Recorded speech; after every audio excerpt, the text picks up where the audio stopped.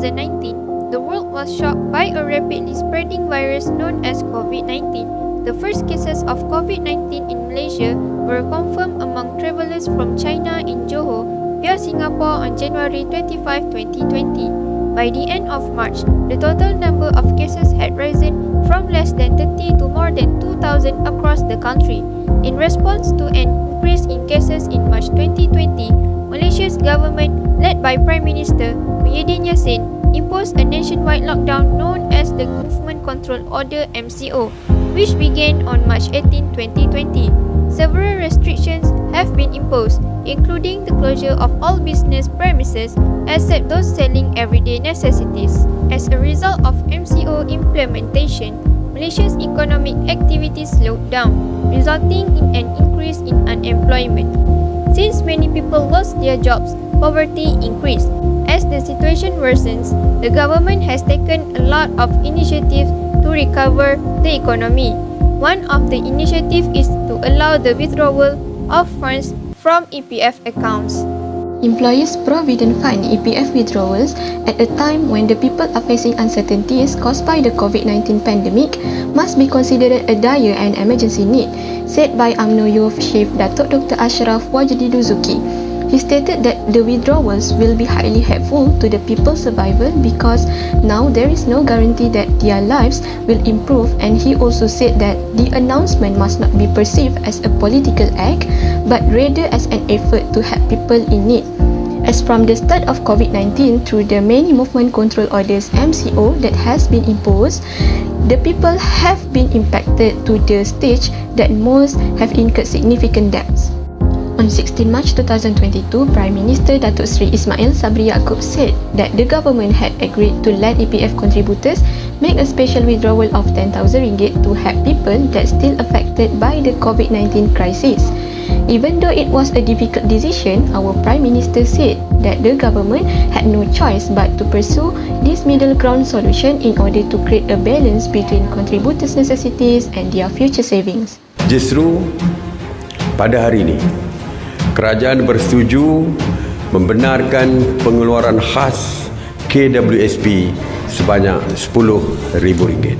The majority of UMNO members who backed the decision stated it will enhance people's livelihoods and promote the local economy, particularly for minor businesses.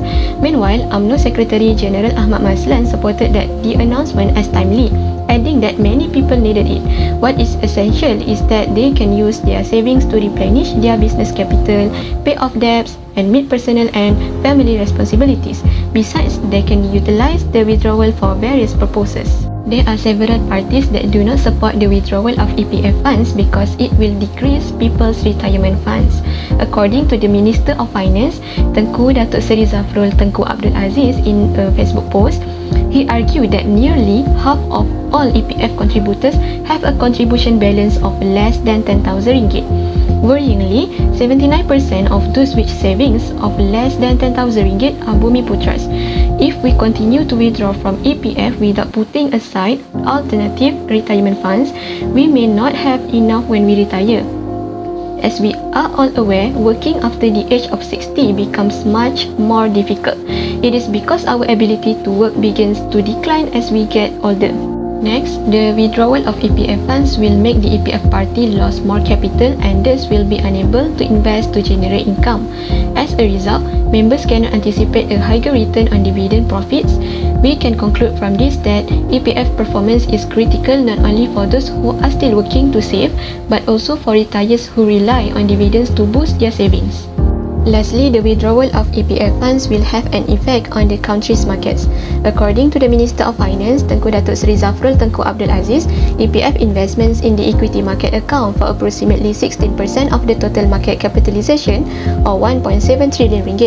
And in the meantime, its holdings of government bonds account for approximately 26% of its total holdings of RM950 billion.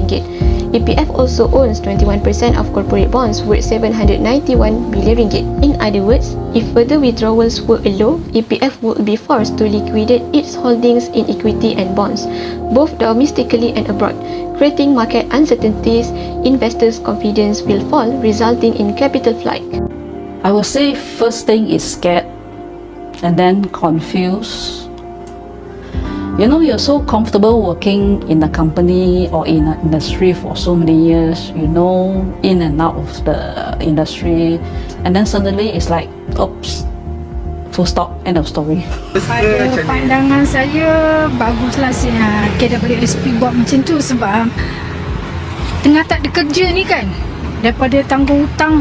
Membantu meringankan beban bulanan rakyat, terutamanya yang dah hilang pekerjaan, hilang sumber pendapatan ataupun yang dah kena potong gaji akibat penularan wabak COVID-19 ini.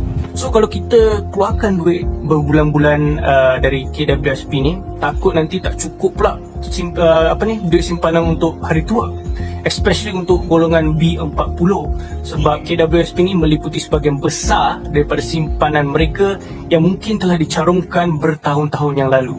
So saya suggest kerajaan tolong cari solusi lain dulu sebelum suruh kita orang keluarkan duit dari KWSP.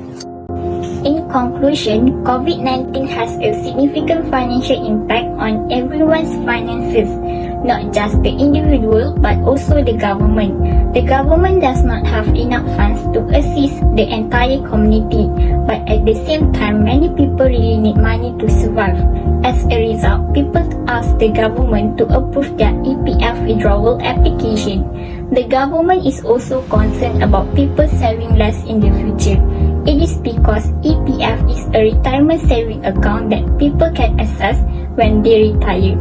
Furthermore, EPF withdrawal aids persons who have been affected by COVID-19 in continuing their life.